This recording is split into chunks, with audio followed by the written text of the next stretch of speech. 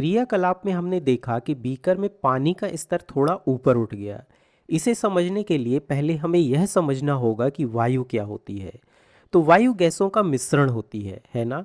इसमें oxygen gas होती है, इसमें नाइट्रोजन गैस भी होती है, लेकिन वायु का 78% भाग नाइट्रोजन गैस होती है और लगभग 21% भाग ऑक्सीजन होती है।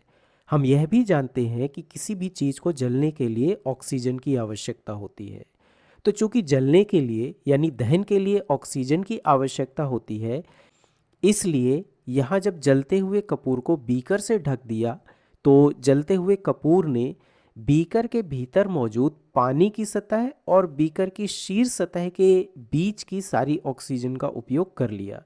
जलते हुए कपूर ने यह सारी ऑक्सीजन जलने में ख़त्म कर दी और एक बार जब ऑक्सीजन ख़त्म हो गई तो ऑक्सीजन ना मिलने के कारण कपूर जलना बंद हो गया। बीकर के अंदर सारी ऑक्सीजन ख़त्म हो जाने के बाद बीकर के अंदर वायु की मात्रा कम बची, इसलिए पानी का स्तर थोड़ा ऊपर उठ गया।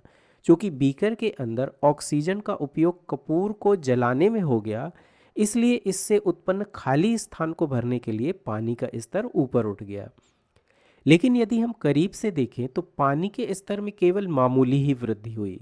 जब हमने इसे शुरू में देखा था तो यह 30 से 40 के चिन्हों के बीच में था, लेकिन अब यह 30 के चिन्ह से थोड़ा ऊपर चला गया। यह बहुत अधिक ऊपर नहीं गया। इसका कारण यह है कि वायु में ऑक्सीजन की मात्रा केवल 21% ही है। वायु के शेष भाग में मुख्य रूप से नाइट्रोजन तथा थोड़ी मात्रा में कुछ अन्य गैसें होती हैं, लेकिन नाइट्रोजन या अन्य गैसों का किसी वस्तु के जलने में कोई उपयोग नहीं होता। ये जलने में सहायता नहीं करती हैं।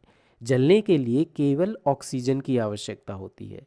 इसलिए जब बीकर के अंदर मौजूद वायु में उपस्थित 21% ऑक्सीजन का उपयोग हो गया तो पानी का स्तर थोड़ा बढ़ गया, लेकिन यह स्तर बहुत अधिक नहीं बढ़ा क्योंकि वायु में ऑक्सीजन की मात्रा कम होती है।